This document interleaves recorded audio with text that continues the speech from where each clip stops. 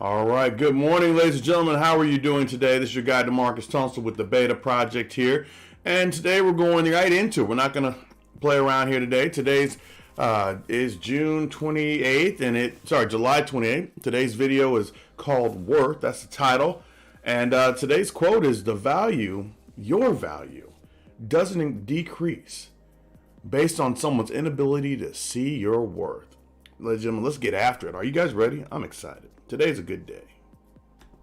What's going on? How are you? Let me get you here. Boom. There we go. All right. So, ladies and gentlemen, what's going on? How you feeling? Hope you're feeling good. Hope you're having a great day. Today's just starting, so let's give you a little bit of motivation to take throughout your day. So, a couple things I want to go over. The first thing I wanted you to see is this. Actually, I'm going to tell you a story first. So, I saw the story on Facebook, which was really cool. So, it was a young man who gets a watch from his father. And he gets a watch from his father. His dad's like, okay, so I want you to go out there, son. I want you to sell this watch.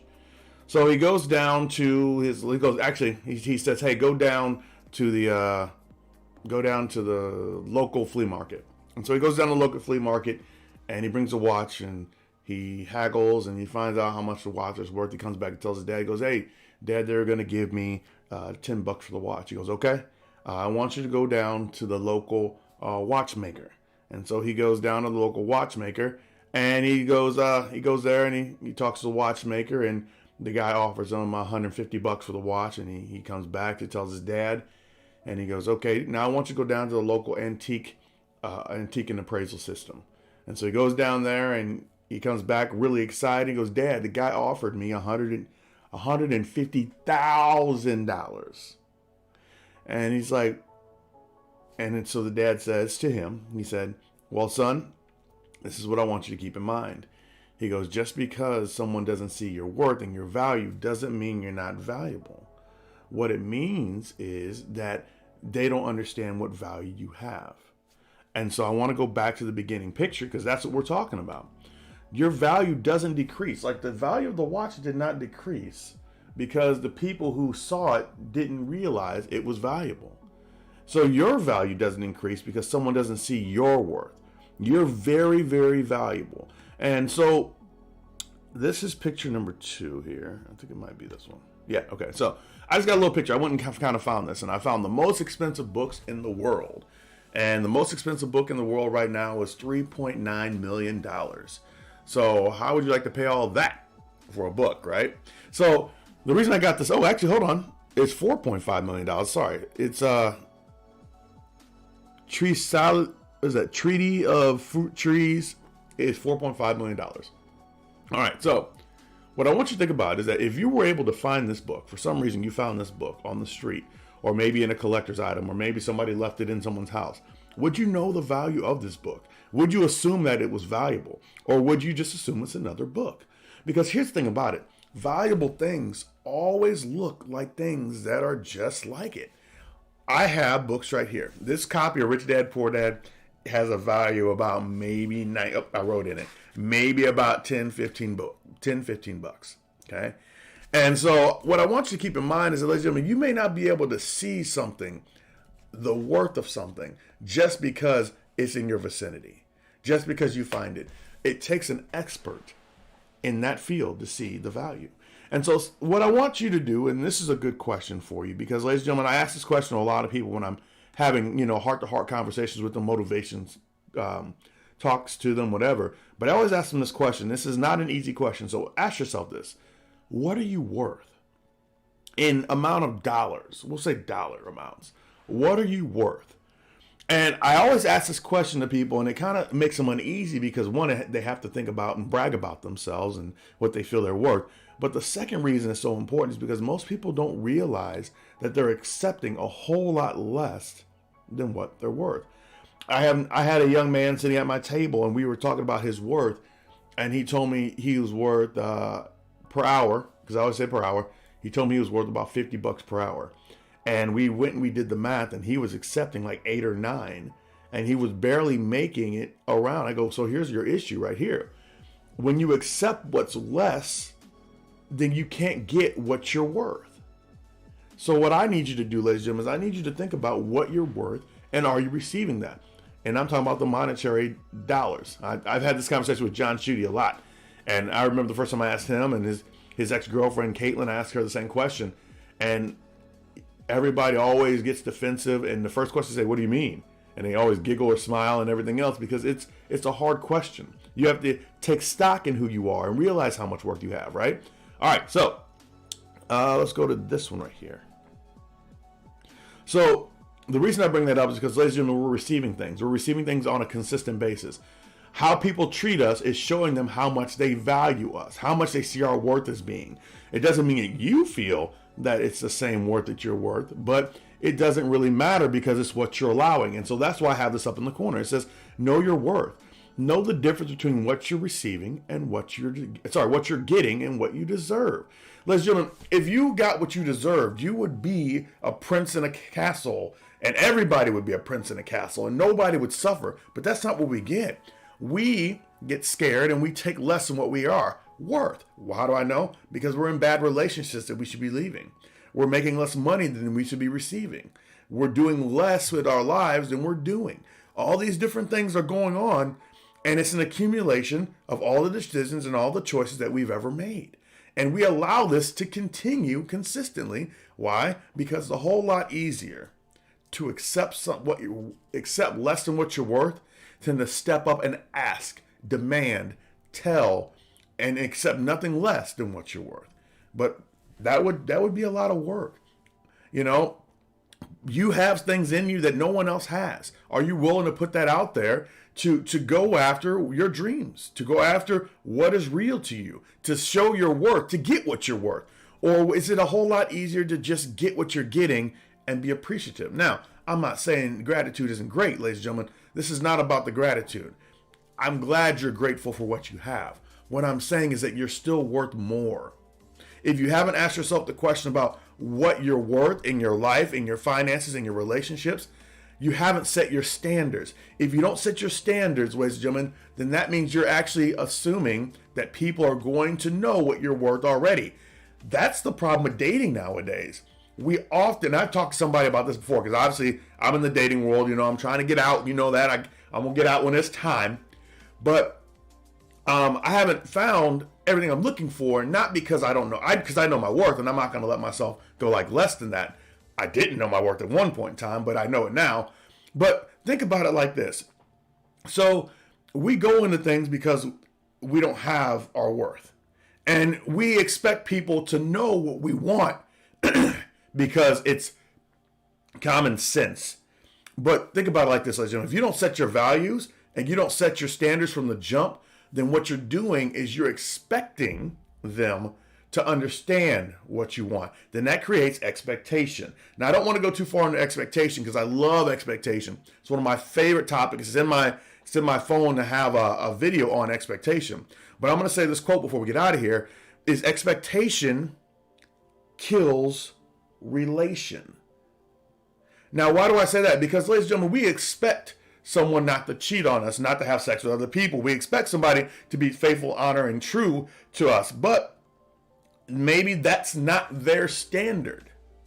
Maybe that's not what they feel should be done. So we rely on the fact of expectation that you need to do this because every other human does it. But ladies and gentlemen, you cannot be mad at you. Actually, you can be mad. Understand it's a lot. If you set your standards right now and you said, this is what I expect, and I expect you not to do it, then if they do it, ladies and gentlemen, there is and this is coming from Woody Woodard. Woo, I love this. There's a risk and a reward to this. And the idea behind it is that once you set your standards, that your risk and reward have to be comparable to the standard that you set. I heard this yesterday in his video. Awesome. Woody, you're a beast. I hope you actually listen to these one day. But anyways, so expectation kills relation because we expect people to do something and then they don't do it, then we get mad at them because they didn't do what we thought should be done. But did you set the standard? Did you step up and say, this is what I deserve? And without setting the standard, you don't set your worth.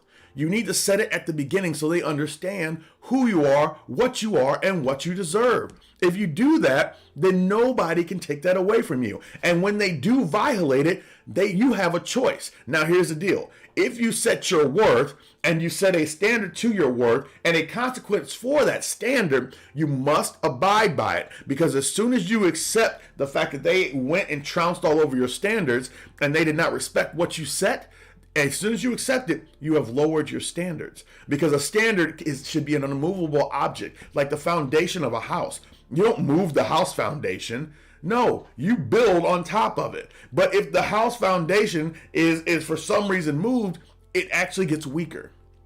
Actually, I don't even know how you move a house foundation. If you know how to move a house foundation, let me know in the comments. But anyways, so you can't accept less than the standard that you set. You must set the standard, you must believe in the standard, and you must go for it. And that's what I want you to think about, ladies and gentlemen. Are you getting less than what you deserve? Are you letting your bosses, your wife, your husband, your boyfriend, your girlfriend, your kids treat you like you're less? If you're letting them do that, you need to set a standard. And here's the problem, ladies and gentlemen, that you've been accepting so much less for so long that when you set your standard, they're not going to like it. They're not going to like the fact they have to treat you a certain way, talk to you a certain way. There's people in my life that now I don't talk to as much because they're just so negative. And that's my standard. I don't want that negativity in my life. I love talking to people about what's going on with them, but I don't deserve to have to take your negativity and hold it as mine and hear you complain and complain. But instead, set the standard. Because if you set the standard, nobody can treat you any differently. So that's last one here. And this is a big one. And I hope you see it in the corner. It's over here. It's over here. It should be over here. Yeah, it's over here. You will always attract what you believe you're worth. That's one of the reasons, ladies and gentlemen, I'm trying to get you to realize how much and how valuable you are, because I want you to attract more. Because you will allow and you will attract. You will attract all kinds of things, ladies and gentlemen, but not everything will stick. And you're always going to attract what you're worth, and you'll always take what you're worth, and you're supposed to let only the things that are your worth stay with you. Everything else should go to the wayside. But ladies and gentlemen, we don't do that, do we? No, we do not. But you will always attract what you believe you're worth. And so that's why I have to have you guys ask yourself that question. In a relationship, what are you worth? Financially, what are you worth? At your job, what are you worth? With your family, what are you worth? What will you not allow to happen? And if it does happen, you set the standard that if it does happen, you have to go, or there has to be some kind of consequence. Now, the great thing about setting your standards, ladies and gentlemen, is that yes, you might lose some things now. Some things now may not fit up to the standard that you create, and that's okay, because you'll make room for what is next. You'll make room for what is necessary. You'll make room for all those people who actually do know your worth that haven't even met you yet. See, the problem is we often are ourselves, and then we create ourselves. We get our worth. We figure out we're worth more, but we've already got the friends and the family members and the people in our lives who are utilizing our old worth scale, and they're not giving us exactly what we deserve now. So ladies and gentlemen, if you have to change your worth and your friends don't like it, then it's okay. You might be lonely for a bit, but you're going to find some friends who are going to treat you the way you are valued, the way you value yourself. Don't let the fact that your friends right now who have known you for 15, 20 years, don't let them treat you the old way. Why do I say that? Because they don't know the new you. And if they don't know the new you and they don't accept the new you, they're not going to treat you the same way. I've had this happen many a times, and it's okay. They'll treat you the way they used to treat you. They'll treat you the way they value you. And they value you as much less because you guys were old stomping buddies. But here's the thing about it. As you elevate yourself and as you go forward to find out how much you're worth, ladies and gentlemen, the issue is this. When you go up, you take your worth with you. But your friends might still be down here on the same level. And you were friends because you were very similar. But as you elevate yourself, ladies and gentlemen, you have to leave them behind. And so up here, they're trying to bring you down because they need you. And I'm not saying bring you down as in, how can I say this? Not trying to bring you down as in like, cut you down or insult you.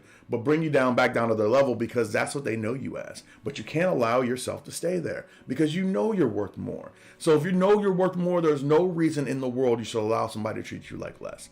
But the problem is, ladies and gentlemen, Most of us do not know our worth. If you don't know your worth, if you find a book on the ground and you don't know that it's worth, ladies and gentlemen, don't value it based on your standards. Take it to someone who understands the value of that book. The same thing with you. If you have worth, find someone who values you as what you believe you are or higher. And if you go high, if they believe in you higher, then guess what? Step up to that occasion and see how great you become. All right, ladies and gentlemen, this is the last thing I'm going to show you, and we're out of here. It's this.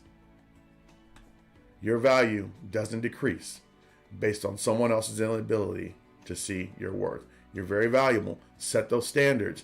Let them know this is what I'm worth. This is what I will accept, and I will accept no less. All right, ladies and gentlemen, I will talk to you soon. Go out there and be worthful. I'll talk to you soon.